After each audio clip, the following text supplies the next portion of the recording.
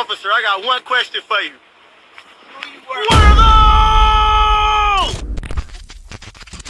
Yo, what is going on? Thank you so much for joining in. So, novellas. What the heck is a novella? I first heard this term like a year ago, and now I'm like 30 years of age, so where the heck have I been? But really, it just means a fictional story that is longer than a short story, but shorter than a novel. So somewhere in between short story and novel. Besides that, the term is pretty loose, so in my case, I'm gonna go with books that are between 100 and 200 pages. I mean, there might be a official range somewhere out there that actually indicates the page count or the word count, but this is what I'm sticking with, so deal with it. So this year, I read some absolute bangers that fit within this novella category that I'm super excited to talk to you about. So if you're ready, let's dive into it.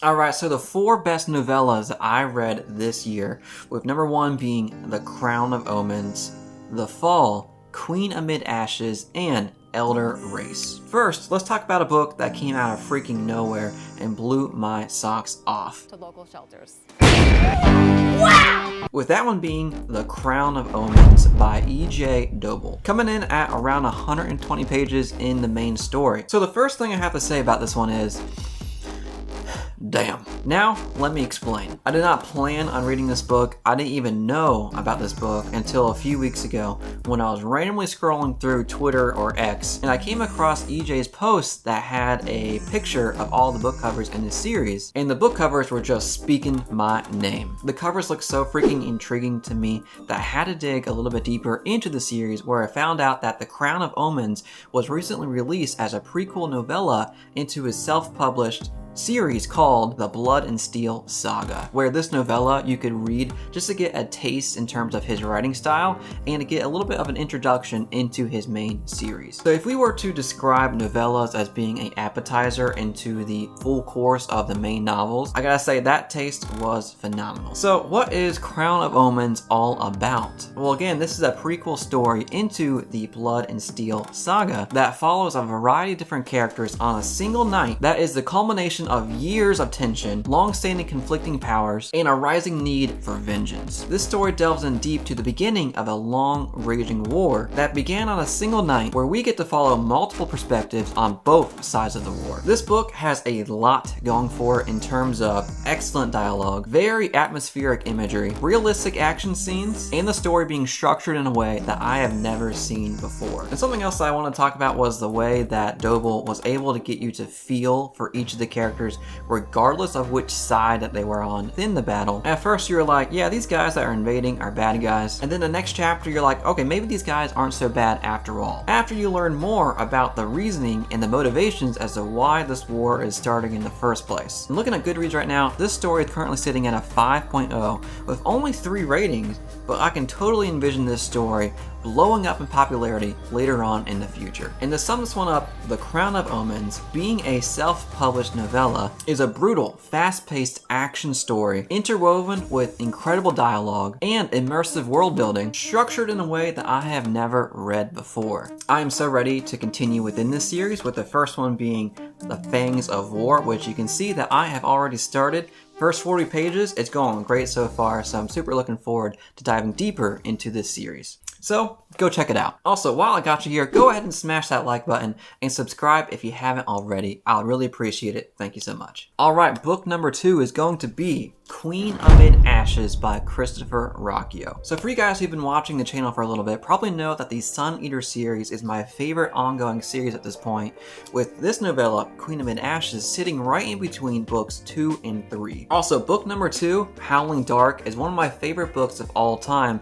so obviously I wanted to check out what happened next in between books 2 and 3. And with this novella being between, books 2 and 3, I'm not going to delve into much in terms of spoilers, but if you haven't read Sun Eater just yet, what are you doing? Go ahead and go read those books right now after you finish this video. So what is Queen Amid Ashes all about? So in the Sun Eater series, we follow our singular character, Adrian Marlowe, which is the same case within this novella where we follow him as well. Adrian and his crew visit a planet that's in dire distress for about 10 years now that appears to have been decimated and gutted by an alien race known as the Cielsen. Adrian's crew is searching among the destruction and within the ashes for answers on the current state of what happened to the people on this planet. Eventually, we'll find out that people are here, the leadership is present, answers are found, but not in the way that they expected. And talking about aliens too, you find out about these aliens within the first couple pages within the first Sun Eater book, so don't worry, not a spoiler there. In Queen of Mid Ashes, we get to dive deeper into the Cielsen alien race, where we get a better understanding into the Cielsens and how horrific they are and how divergent they are compared to us human. We also get to dive deeper into the mind of Adrian and explore his ancestry, where we get to learn a little bit more about his family past, which is always interesting to me as Adrian's one of my favorite fictional characters, so learning more about the family structure that came before him is always intriguing. So for this one, I personally will not recommend it to be your very first read into the Sun Eater series, as there is a lot of characters, relationships, and backstory that are only found within the main series that will overall enhance your enjoyment within this novella. And looking at this one on Goodreads, it's currently sitting at a 4.19 with about 390 ratings, which I think is super great for a novella that's in between books 2 and 3 of a series. So really happy with those numbers there. And to sum this one all up, just like in Ruocchio's main series, Queen of Mid Ashes is written beautifully alongside a compelling, thought-provoking, and enlightening plot that I would highly recommend to any Sun Eater fan. Alright, book number 3 is going to be Elder Race by Adrian Tchaikovsky, coming in right at 201 pages. This was actually my very first read into his work, and after reading Elder Race, I'm definitely going to want to read more into his other series. So I went into Elder Race not reading the description, only checking it out because it was by a well-known author I have not read just yet, and number 2 being that it was only 200 pages, so what could I lose? Initially I was expecting this story to fit solely within the sci-fi genre, but I was pleasantly surprised that it was a good blend of both sci-fi and fantasy. So what is the story all about? Elder Race takes place far, far into the future where humans have spread across the universe and the galaxy, across thousands of planets. This story takes place on a planet that can only be described as primitive, as there's a huge lack of technology and science. However, there is an ancient magical sorcerer that's up in the mountains in a giant tower that has been sitting dormant for as long as people can remember. We as readers find out that this sorcerer is actually an anthropologist that was sent to the planet simply to just observe the people and report back to HQ, which he has been doing for hundreds of years. So we actually follow 2 distinct POVs within the story. Lynn, who is actually a princess on this planet, who is seeking out a sorcerer to help her defeat a dangerous demon that's been wreaking havoc across the land. And our second character being the sorcerer, who is really just a lonely, depressed scientist who has commands not to interfere with the local people on the planet. As you can see, we're working with a lot of elements within this 200-page story, and guess what? We have another genre intermixed within this too. Romance. So what all did I enjoy from this story? Number 1, similar to Crown of Omens, the structure in this book was very engaging as we got to alternate between our 2 different characters, or language became a huge communication tool, as it is, but the meaning of the words that were spoken did not always land correctly, leading to some very comical dialogue between the 2 characters. In one particular scene, the author juxtaposes what the narrative is from what one character was saying, while at the same time what the other character was hearing, which did not match 100% of the time, but it was a lot of fun to read. And looking at this one on Goodreads as well, it's sitting at a 4.13 with over 14,000 ratings. So overall, for my very first Tchaikovsky read, I had a very fun time, and for sure I want to read more of his work. Elder Race was very short, but packed a punch in terms of elements that intrigued me. The story, it blends swords with technology, expresses tones of hope while simultaneously expressing tones of despair, and has a underlining mystery that kept me intrigued the entire read. Highly recommend it, as it is a self-contained story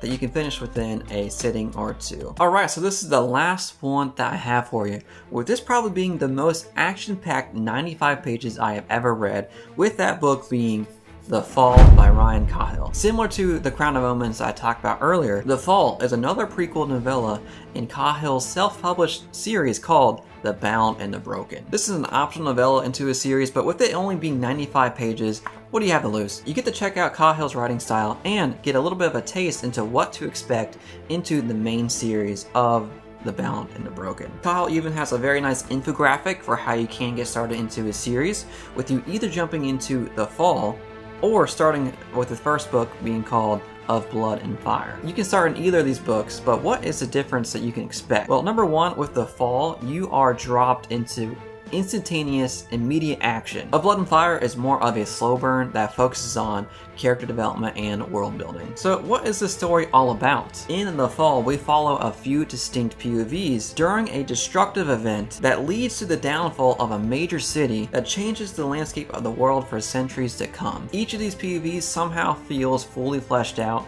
even though it's packed within this 95-page read. You quickly become attached and invested in each of their stories as you're learning more and more about what is going on and what their motivations are. This less than 100-page book has some of the most fast-paced action scenes that I have ever read, while at the same time painting landscapes of chaos into your mind with fire and dragons raining from above, with an endless amount of blood being spilled below. Also, there's a very intriguing magic system that opens up a ton of possibilities for us to dive deeper into in the series moving forward. And if that didn't convince you, check out this artwork in the upcoming special edition of the fall. So yeah, pretty dang cool, and looking at this one on Goodreads, it's currently sitting at a 4.21 with about 2,500 ratings. And to sum this one all up, The Fall was the quickest 95 pages I've ever read, with incredible fast-paced action, intricate world building, a magic system that leaves you wanting more, excellent and realistic dialogue, deep and thought-out characters, and finally, dragons that pour a torrential amount of fire. All this and more setting you up into the main series to come. Alright, there we have it, 4 amazing novellas that I've read this year that I would highly recommend to anyone looking for a story within the science fiction or fantasy genre that you could read in 1 to 2, maybe 3 sittings. Let me know down below if you've read any of these novellas or if you've read any others, as I probably want to check it out. And for sticking around this long, you've earned 1 XP token, and if you are already a subscriber, you get an extra XP token, so there you go. And keep in mind, I track every single XP token, and I know who is about to level up, and that could be you. Have a good one. Peace.